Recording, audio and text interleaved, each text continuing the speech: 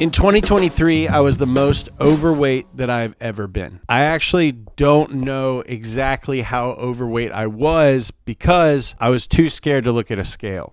And now I'm way less fat than I used to be.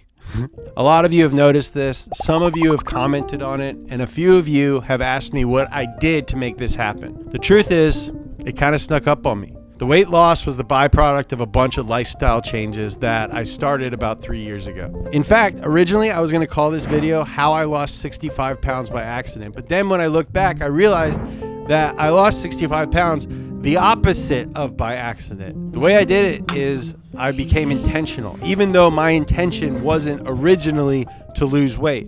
I did a lot of things, but I narrowed it down to 6 big ones. Number 1, pursue systems, not goals. It is important to have goals, but it's also important to remember that the only way to reach those goals is to chip away at them little by little every day. If you're only focused on the prize, on the outcome, it's easy to feel like that outcome is so far away from where you currently stand that you get overwhelmed and you give up. Now, this is kind of the premise of that book, Atomic Habits. In that book, the author shows a chart that shows how we think progress happens and then how progress actually happens. And this part, where your expectations aren't met by reality, is called the Valley of Disappointment. This is where you give up. Personally, I didn't wake up one morning saying, yo, I want to lose 65 pounds. It was more, I'm unhealthy, I look terrible, I'm sick of feeling this way. How do I feel better? I changed a bunch of little things every day. And all of those things put together changed the way I looked. They changed the way I thought about myself. They changed the way that I lived. Make small, consistent changes and enjoy the incremental successes and rewards. Number 2, simplify your eating. My entire life, I've always been a big fan of little things that make me feel good immediately. It's always been really easy for me to convince myself that I've either done something good, so I deserve a little treat, or I've gone through something tough, so that means I also deserve a little treat. For a lot of people, including myself, that means eating stuff that feels like celebratory. Here's the thing though. Sometimes dinner is just dinner. It doesn't have to be an event. It can just be a thing that you do. Make a healthy choice and celebrate the way that you feel because of it. And I don't want to be too wishy-washy or high level. So here's specifically what I did during my biggest weight loss and what I still try to stick to. I eat breakfast every day and I try and get as much protein as possible as early as possible. Protein makes you feel full for longer, so I'm less tempted to eat snacks from the get-go. I also try and get 1 gram of protein for every pound I weigh. It seems like a lot, but apparently that's what you're supposed to shoot for. Eating a big breakfast also ensures that I'm not starving by the time lunch comes around. Lunch is a real dangerous meal. It's a break.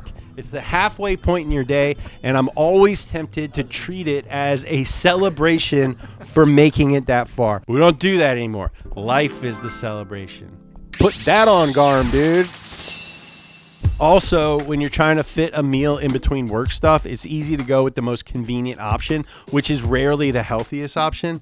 Healthy and convenient are hard to make work together, but they can coexist if you add intention and preparation. For me, making enough food at dinner to eat the leftovers for lunch is the most effective way to stay on track. I eat the same food a lot. It's kind of boring, but I lean into it and I love it. It's kind of a point of pride for me at this point. So, big breakfast, leftovers for lunch, boring dinner. And before we move on to the next thing on the list, we have to talk about snacks. Snacks are one of the things that separate us from the beasts. And I refuse to not eat snacks. Life without snacks is not a life that I want to live. And it's not a life that I have to live. You just got to be kind of smart about it. So I don't have a lot of bad stuff in my house because I make the effort to have a bunch of good stuff. Fruit, rice cakes, little bars, cheese, lunch meat. I like having a little bite every now and then. And I find it helpful to have a nosh and move on rather than spend hours focusing on not being allowed to eat. So I eat all day, and I almost always end my night with a little frozen yogurt ice cream bar. It's something that I look forward to, and like sort of like a treat that I allow myself. There's literally millions of ways to eat, and this is just what works for me. I've been able to maintain this for years at this point, and it works because it's a baseline that I can return to if I go off track during the holidays, or if I just randomly decide to eat like absolute garbage for a day or two, which happens. I'm a man. Every once in a while, I'm gonna eat a bunch of pizza, but it's okay because I have that system to get back to. Yeah, you know one system I don't want to get back to? Paying too much for my phone plan. Sponsored by Mint Mobile. Mint offers premium wireless starting at $15 a month. No stores, no salespeople, no weird hidden fees. You just sign up online, activate instantly with eSIM, and boom, you're on the nation's largest 5G network with unlimited talk and text. They even throw in free calling to Mexico, Canada, and the UK. Plus, hotspot. And the plans are flexible. You can just choose 5, 15, 20 gigabyte, or unlimited data. Plus, keep your phone number and your unlocked phone. For a limited time, this holiday season, you can get 50% off an unlimited premium wireless plan from Mint. Lock in Mint's lowest price of the year and pay just $15 a month for a 3, 6, or 12-month plan. Scan the QR code or click the link in the description to get started with their 3-month intro plan. Premium wireless for $15 a month. Save money. Now let's go back to getting hot. Number 3. Move every day. For me, exercise is the most intimidating aspect of a healthy lifestyle. It's hard. It sucks. It takes a long time. And if you're really out of shape, it's embarrassing.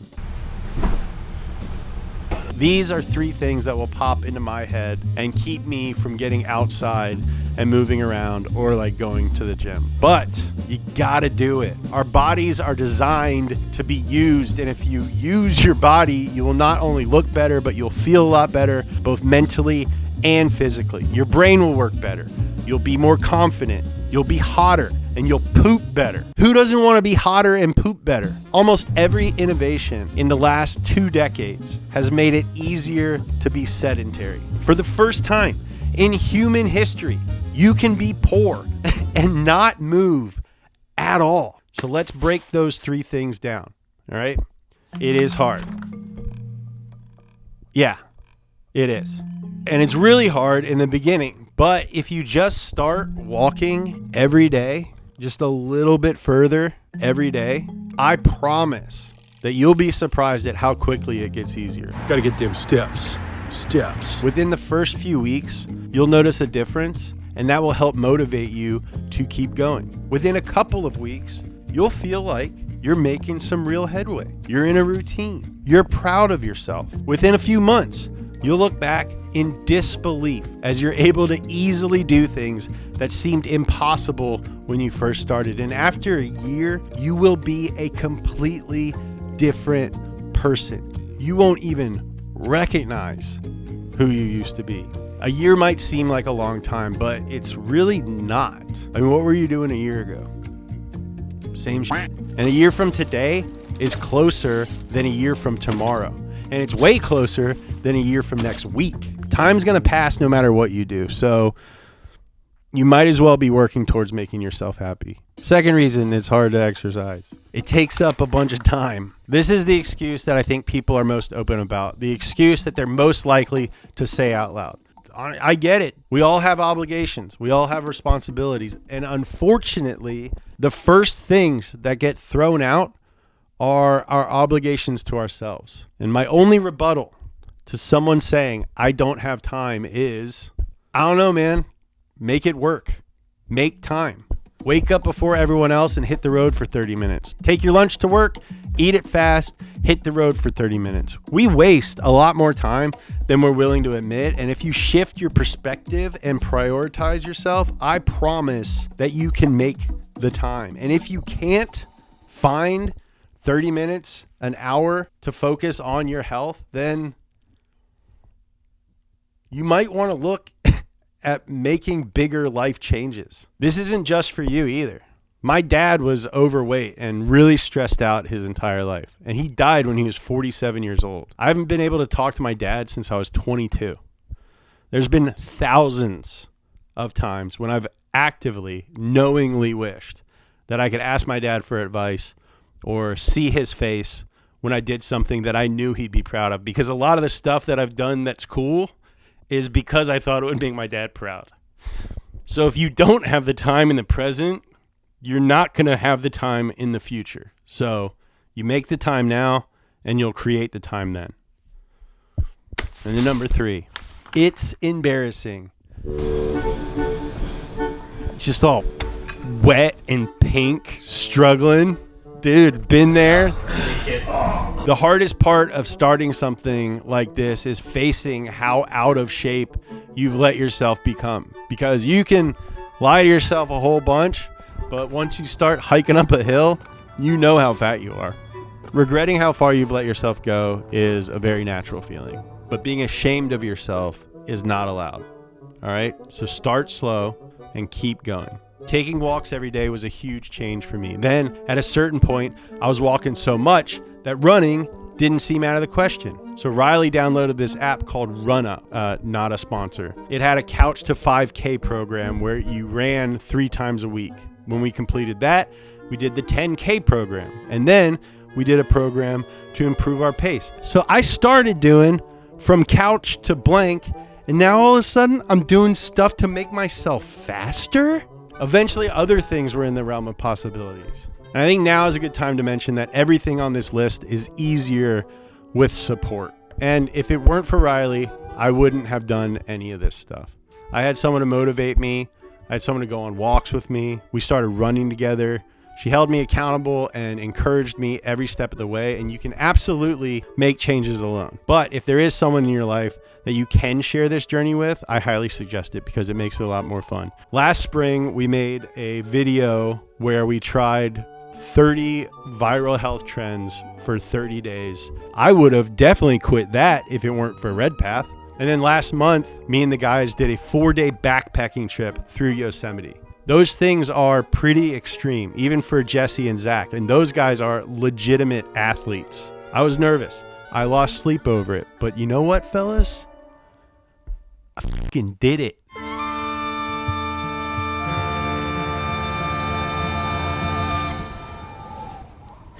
It was not worth it. And I was able to do those things that I didn't think I could do because I started walking to the grocery store 2 years ago. So what do you want to do in 2 years? Number 4, understand calories in, calories out.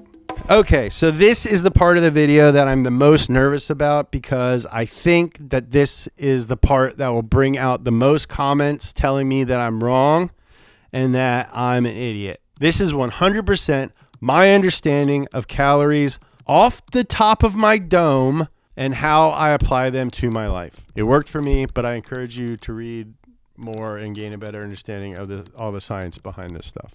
Okay, so calories are a unit of energy and different foods have different amounts of them. Your body takes a certain amount of calories to work, to breathe, for your heart to beat, for your cells to repair, for your brain to function. This is your BMR, your basic metabolic rate. I, about 2 years ago, Googled BMR calculator, and based on my height, age, weight, and gender, my BMR is around 2,200 calories. So theoretically, I could eat 2,200 calories a day, not move at all, and stay the same weight. Some days I don't burn very many extra calories. Some days I burn a ton of extra calories. When we were hiking in Yosemite, I burned about 6,000 additional calories because I was carrying a weighted backpack up the side of a mountain. So in total, I burned about 8,200 calories that day. I know that this isn't totally accurate and there is a giant margin for error, but for me, knowing theoretically my BMR and trying to keep my calorie intake around that or below it worked. If I go on a walk and my Fitbit says that I burned 300 calories, I don't count that and raise my intake to 2,500. I just kind of chalk it up as a bonus. That's key. Just because you burned a bunch of extra calories doesn't mean that you should go out and celebrate by eating all that progress away. Which brings me to the next thing. A major warning. A big one for my big boys. Number 5, don't drink calories. Booze, soda, sauce, dressing, smoothies, liquids are an incredibly efficient way to deliver calories to your body. Look at the freaking macros on a milkshake next time you're at Cold Stone. It is legitimately impressive.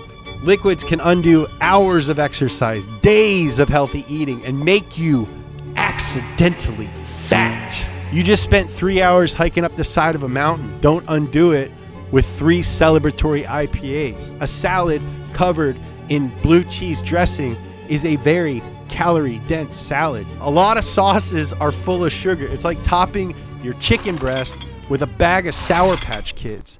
That's absurd behavior. You wouldn't do that, would you? No, so why cover it with a bunch of teriyaki or sweet and sour? Same thing, same sugar. I also stopped drinking a few years ago, and I think that if I didn't do any of the other things on this list, I would have noticed a huge difference just from that. I mean, I used to drink you get skinnier when you don't drink over 1,000 calories in vodka every day. And finally, number 6, change who you think you are and who you're willing to be. I've always found that it was easy for me to justify my poor choices by looking at something and saying, oh, you know what? That's really not me. I don't like beach volleyball. I don't run. I don't do breath work. That's just lame, dude. You know what's lame? Feeling like shit all the time. You have to get over who you think you are, and you got to be willing to accept who you want to be. Healthy people do healthy things. So you have to do healthy things to be a healthy person. That's just math. So, start today. Why not? Make one small change, something tiny. Go look up your BPM, download an app. Hell, go for a walk. If that goes well, and even if it doesn't, go for another walk tomorrow. Start small and keep going. Look at me. If this video is in the second window, click back and look at me. You are the kind of guy that takes care of himself. You are the kind of guy who eats well. You are the kind of guy that exercises. And you are the kind of guy that is never going to die. Yeah, you will. Thanks for watching this video. I hope that some of you get something out of it. And if you do, then I hope that you make big changes and then you can provide something to someone else, because I think that being in service of other people and each other is just where we need to be, man. So I hope whoever needed to hear this heard it. And I think if you have someone in your life that you think needs to hear it, I try to keep this pretty concise and shareable. So I love you guys, and I want you all to be around for a really long time. And yeah, I love you.